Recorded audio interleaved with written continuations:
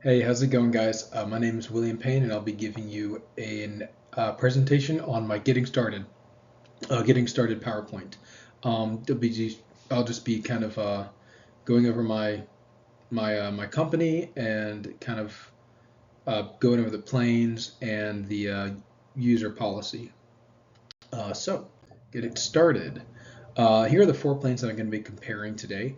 It's going to be a new TBM 960, a new Honda Jet Elite 3, and a 2007 Learjet 40, and a 1994 King Air 300W. So see all the planes here, and just to kind of continue, I have the aircraft comparison here for the TBM, Honda Jet, Learjet, and King Air. So price-wise, out of these, the best price that you can get is going to be a TBM 90. Or I say the best is probably the lowest. But when you compare it all, in my opinion, the best price for the best bang for your buck is going to be something like the Learjet. Um, but also you have to kind of look at your needs, right? Uh, Payload with max fuel. So how much can your plane carry? That's one question. If I was a CEO, I would ask myself, right? If I was a CEO, I'd ask my questions, these questions, no matter what. Like, what's the price? How much can it take?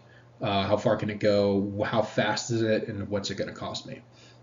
So there's the price I just went over, but payload, you see the TBM 960 is 689 here. The Honda Jet is only looking at about 385 when it's loaded up with max fuel.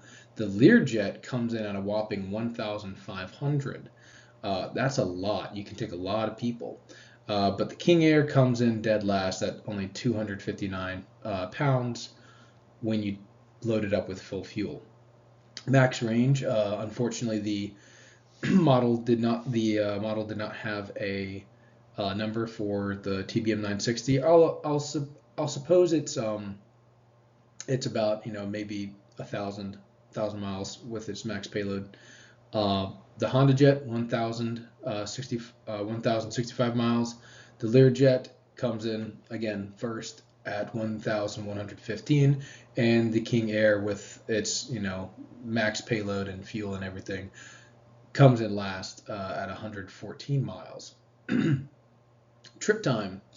Um, this is a little bit, in my opinion, a little less consequential because I'm still saving a lot of time by not using the airlines. However, there are some here where if you like compare the Learjet to the King Air, it's literally an hour difference. So that could be worth it for some people. But the TBM is 3 hours 10 minutes. I'm using the 1,000 nautical mile um, range limit for this, by the way. And for the direct cost, the most expensive is actually going to be the Honda Jet here. The least expensive looks like it's going to be the TBM 960. The King Air comes in actually at a whopping 3,127 dollars, which for a 1,000 nautical mile trip. I don't know if this is all accurate because I thought that the King Air was a pretty good, bang for your buck plane, but hey, it doesn't look like he's performing all that well. All right, and now to come into my aircraft user policy. So the purpose for my fictional company, don't know what it is. This is just a random business company, but the purpose is to utilize effective air travel using the Honda Jet Elite 2. I picked the Honda Jet, by the way, or as a typo, it should say Elite 3. Fostering employee confidence, company efficiency, and customer satisfaction to assist in maximizing financial and spiritual profit. It will be owned and maintained by our partner charter company. So I'm going with the charter model, and I picked the Honda Jet Elite 3 because I really like the Honda Jet Elite series of airplanes. I think that they're really cool. Just because, I don't know, because I want to. It's my company. Eligible users, CEO, the company CEO, the company board members, right? So these are your executive members, the treasurer, the executive safety officer, executive operations officer, executive sales manager. Put an executive in front of their name, their title, they get the plane. And of course, all department heads.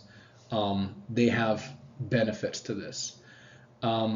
There are more stipulations, but I also have in my company I also have these two things. Uh, any other employee signed off by the CEO of the corporation who is permissioned to make use of the aircraft for business purposes. So pretty much, let's just say you have a mechanic in one spot, like say you own, a series of factories. One is on the East Coast, one's on the West Coast. You have very specified equipment, and you only have like one mechanic. Okay, for like that specified equipment. Well, he's gonna have to travel back and forth.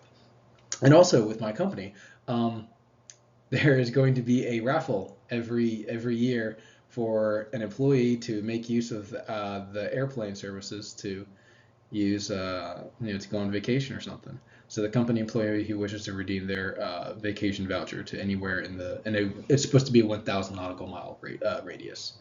So continue scheduling. All scheduling requests of this charter aircraft will be submitted via email with a follow-up phone call to the iHeart Rocks scheduling department. Why iHeart Rocks? It's my made-up company. I can name it whatever I want. Regardless of position within the company except the CEO. The CEO can call up whenever he wants and says, hey, give me a plane. We'll give him that power. Will give me that power, sorry. Employees who are not specifically mentioned must present a signature via the department heads or CEO executive board members.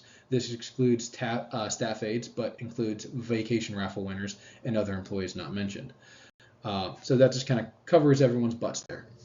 Restrictions: aircraft privileges shall not be abused for personal reasons, vacations other than annual raffle winner, and may not bring non-work related guests along long trips. So you cannot just bring your family. If you're going to Miami for business, you can't just bring your family along for a vacation. Like that's not good business practice. These rules these rules may be overridden with express permission from the CEO. There are some cases where it might be necessary to do something like that. So that is the end of my presentation. Thank you very much for sitting through this and listening to me. I really appreciate it. Sorry for the delay in posting this. Again, busy week. I'm doing my best to catch up on this work now. So thank you so much.